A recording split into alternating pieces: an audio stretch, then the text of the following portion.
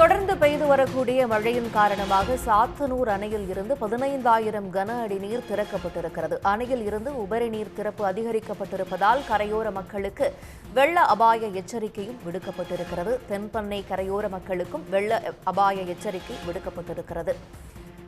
கொலமஞ்சனூர், திருவாதனூர், புதூர் செக்கடி உள்ளிட்ட இடங்களில் கிராம மக்களுக்கு வெள்ள அபாய எச்சரிக்கை விடுக்கப்பட்டிருக்கிறது. சாத்தனூர் அணையின் நீர்மட்டம் தொடர்ந்து அதிகரித்து வரக்கூடிய சூழலில் இந்த எச்சரிக்கை விடுக்கப்பட்டிருக்கிறது. விவரங்களோடு நமது செய்தியாளர் ஐயப்பன் இணைந்திருக்கிறார். ஐயப்பன், சாத்தனூர் அணையிலிருந்து உபரி நீர் திறக்கப்பட்டிருக்கிறது.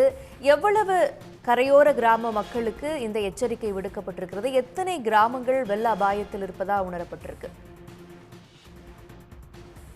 வடகிழக்கு பருவமழை தொடர்ந்து உச்சமடைந்துள்ள நிலையில் தற்பொழுது திருவண்ணாமலை மாவட்டத்தின் நீர் ஆதாரமாக வழங்கக்கூடிய சாத்தனூர் என்பது மெல்ல மெல்ல தற்பொழுது உயர்ந்து வருகிறது. குறிப்பாக சாத்தனூர் அணையின் நீர்மட்டம் என்பது 119 அடி உயரமாகும்.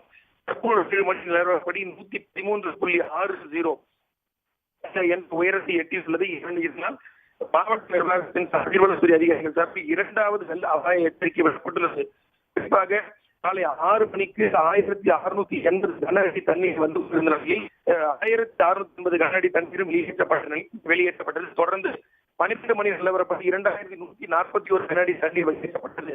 அதனைத் தொடர்ந்து சரியாக 3 மணி அளவில் அரூர், ஊத்தங்கரை, கல்லாறு உள்ளிட்ட பகுதிகளில் தொடர்ந்து வடகிழக்கு பருவமழை பெய்து வரும் நிலையில் சாத்தனூர் அணையின் நீர்மட்டம் என்பது படிப்படியாக உயர்ந்து 5000 கன அடி தண்ணீர் சாத்தனூர் அணைக்கு வரப்பட்ட நிலையில் 5000 அப்படியே வெளியேற்றப்பட்டது.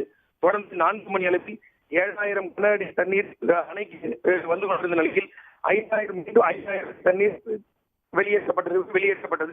தொடர்ந்து 3 மணிக்கு முதல் வெள்ள அபாய எச்சரிக்கை விடப்பட்டது. குறிப்பாக அந்த தென்பண்ணை ஆற்றின் கரையில் இருக்கக்கூடிய கொலமஞ்சனூர், புதூர், ராயண்டபுரம், எடத்தனூர், அகரம்பள்ளி